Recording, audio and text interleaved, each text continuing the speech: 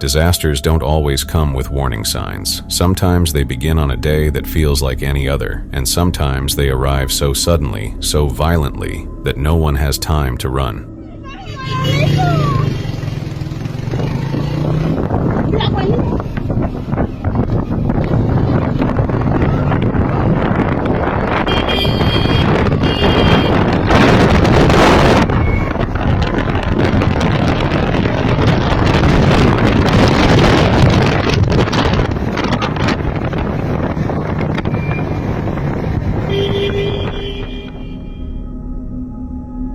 It was June 3rd, 2018, a regular day in Guatemala, and everything felt normal. The skies were clear, people went about their lives, and the streets near Volcán de Fuego were just as quiet as any other morning. For those who don't know, Volcán de Fuego, which means volcano of fire, is no ordinary mountain. It's one of Central America's most active volcanoes, sitting between the departments of Chimaltenango, Escuintla, and Zacatepeques, just 44 kilometers from the capital city, Guatemala City. It rises to over 3,700 meters and had always been active, letting off small explosions every 15 or 20 minutes, the kind that locals were used to, the kind that seemed harmless until they weren't, because on that day, something changed.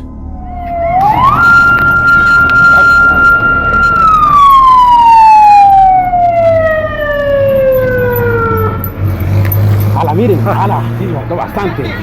Híjole. Pero aquí no llega. At around 12 p.m., without much warning, the volcano erupted with violent, terrifying force, transforming smoke and ash into roaring plumes of gas, lava, and burning rock launched miles into the sky. Classified as a VEI-3 eruption, within minutes entire towns were covered in ash, worsened by pyroclastic flows, waves of searing gas and rock moving at incredible speeds up to 700 degrees Celsius, incinerating everything in their path.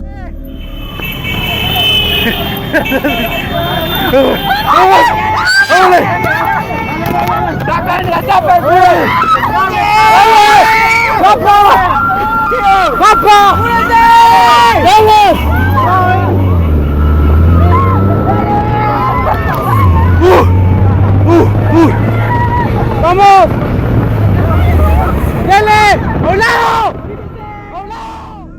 One man, unaware of the impending doom, recorded the eruption on video, capturing laughter and disbelief with people saying, "It won't reach us," even as they stood in the volcano's shadow. Some tried to flee in cars, on bikes, or on foot, but it was already too late, and everyone in that video perished. Initially, authorities reported 33 dead, but the toll rose to nearly 200 confirmed, with 2,900 estimated fatalities and 256 still missing over a month later. The destruction was almost biblical. 21,000 acres of crops destroyed, roads and bridges torn apart, and La Aurora International Airport forced to shut down, blanketing the entire region in death and ash. Yet, this wasn't just a story of lava and fire, but of miscommunication, confusion, and a country unprepared. Aquí no llegan, ojalá el otro pase. ¡Ja, tú!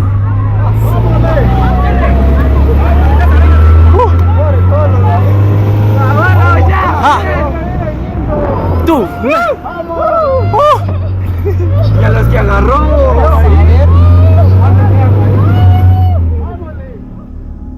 Guatemala's National Science Agency, INCIVUMH, issued 6 warnings starting at 6 a.m., but many communities lacking internet, cell signal, or evacuation means never received them. Some ignored the alerts, others never heard them, and when it came time to flee, the roads were already gone. People later argued the government should have acted sooner, but with insufficient resources and an eruption faster than anyone predicted, it was a perfect storm of natural force and human failure.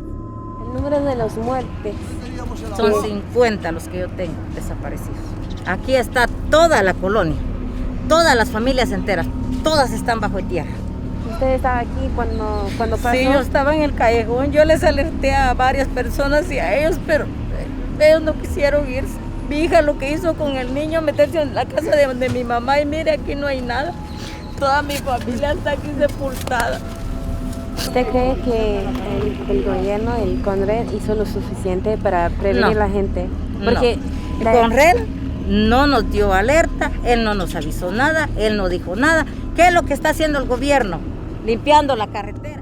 Honestly, the saddest part is that some lives could have been saved if people had listened, left, or received warnings in time. But on that quiet June morning, Volcán de Fuego didn't care about warnings, science, governments, or escape routes. It just erupted, and by the time people realized what was happening, it was already over.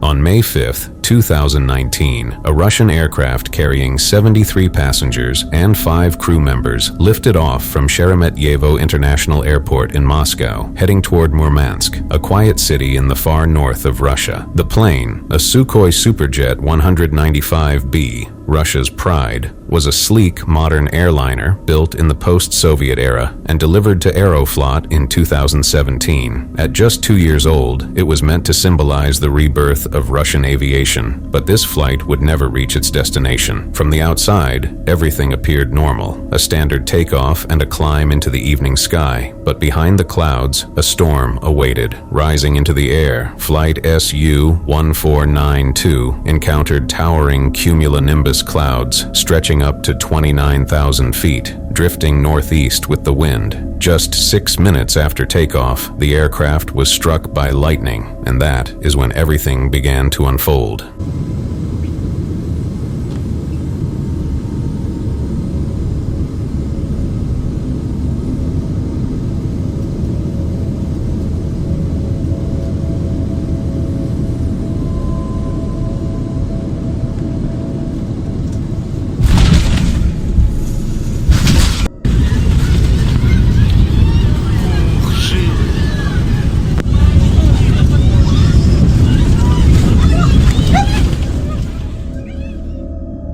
The strike knocked out the primary radio, disabled the autopilot, and forced the aircraft's control systems into a degraded state called direct mode, where the pilots had to fly manually without the safety and assistance layers modern aircraft typically provide. In those chaotic moments, the pilot sent a squawk code of 7600, a silent distress signal indicating radio failure, and soon after, it changed to 7700, the international code for a general emergency. Captain Denis Evdokimov, now flying manually through the storm, made a fateful decision that would seal the fate of nearly half the people on board. He chose to return to Sheremetyevo instead of diverting to another airport, leading to a rushed, overloaded attempt to land with the fuel tanks still nearly full.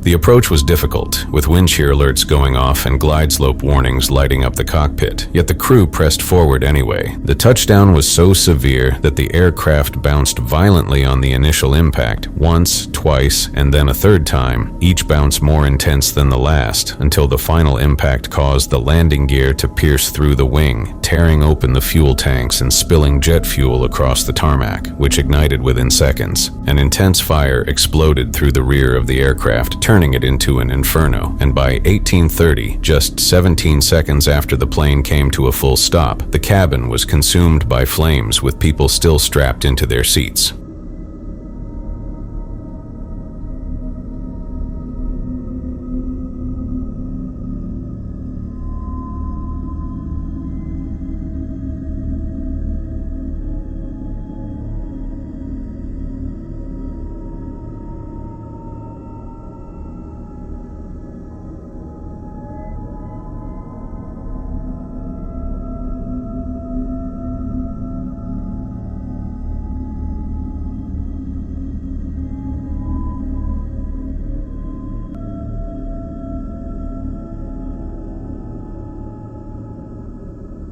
Out of the 78 souls on board, 41 were killed, not by the crash itself, but by the fire, heat, toxic smoke, and the delay of a rescue that never came in time. Some passengers were seen grabbing carry-on luggage, blocking exits, and slowing the evacuation, with only the front doors usable as the rear exits were already swallowed by the fire. The tragedy raised many questions about the design of the Superjet 100, Aeroflot's training, and the decisions made by the flight crew that night. Why didn't they dump fuel? Why proceed with such a risky landing? And why weren't fire crews mobilized when the plane squawked an emergency?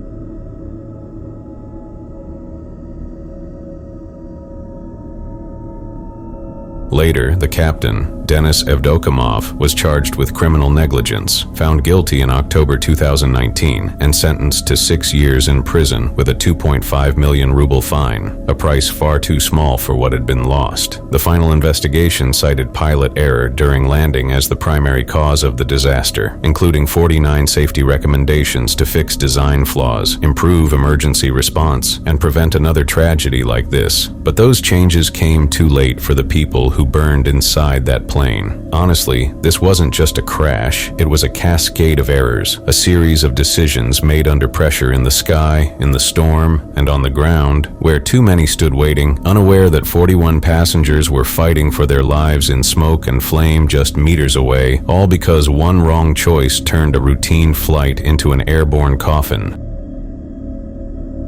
It was just past 1 a.m. on March 25, 2024, when a massive container ship, freshly loaded and quietly pushing out from Baltimore's Seagirt Marine Terminal, began its journey across the waters toward Colombo, Sri Lanka. But it would never arrive, as something sudden, violent, and destructive occurred along the way, shaking the entire city of Baltimore to its core. The Francis Scott Key Bridge, completed in 1977, wasn't just any bridge. It was one of the longest continuous steel truss bridges in the United States, and a vital beltway, a main artery connecting the city and the lives within it.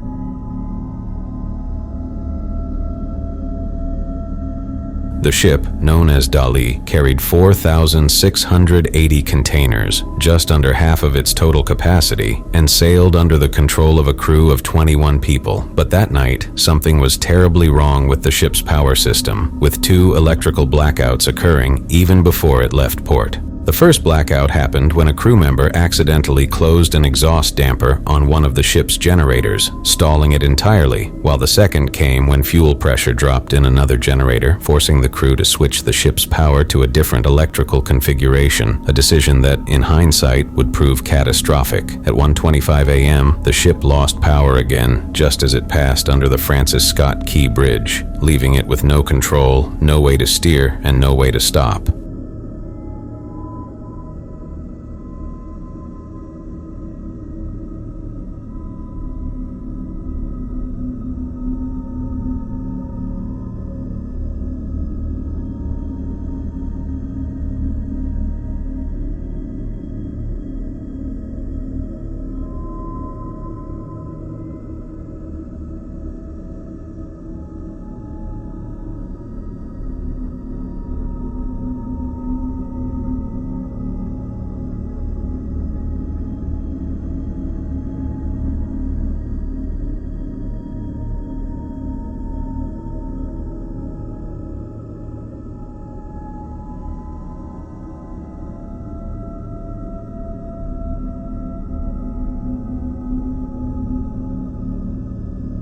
The dolly slammed into the base of the bridge, and in just seconds, the entire central structure came crashing down. 6 massive spans of steel collapsed, some falling directly onto the ship's bow, the rest vanishing into the freezing black water below. But there was something even worse that night. 8 construction workers were on that bridge. They weren't passengers, bystanders, or officials. They were just laborers, filling potholes, doing routine work, probably thinking it was just another overnight shift. 2 of them were rescued, but 6 others, Alejandro, Dorilyn, Maynor, Carlos, Miguel, and Jose, were lost, their bodies pulled into the darkness of the river, not to be found for over 6 weeks. For their families, the wait for answers was slow and unbearable. Investigators with the NTSB traced the disaster to a single loose electrical cable inside the ship's power distribution system, a cable that, when disconnected, created a domino effect of breaker trips and a total blackout, the exact kind of failure the crew experienced during the crash. Hyundai Heavy Industries, the company that designed the electrical system, confirmed the findings. This wasn't just bad luck, it was a preventable failure. But what's worse is the bridge itself, the structure that millions of people trusted every day, had its own secrets. In March 2025, it was revealed that the Maryland Transportation Authority had never conducted proper vulnerability assessments of the bridge, and according to investigators, its risk level was 30 times higher than what is considered acceptable for major bridges. This wasn't a freak accident, but a chain reaction of poor maintenance, ignored inspections, and fatal oversights. In the days after, lawsuits began to pile up, naming the ship's owner, the port, and the authorities. While the legal battles rage on, the city of Baltimore faces an unexpected economic crisis from the collapse, disrupting shipping routes, trade, and thousands of jobs. But no amount of money, no technical report, and no future bridge will ever bring back the 6 lives lost that night. The most haunting part of it all is that this never had to happen. It wasn't the ocean or the weather. It was wires, decisions, and neglect. When all of those things come together at once, it doesn't just bring down a bridge, it brings down everything.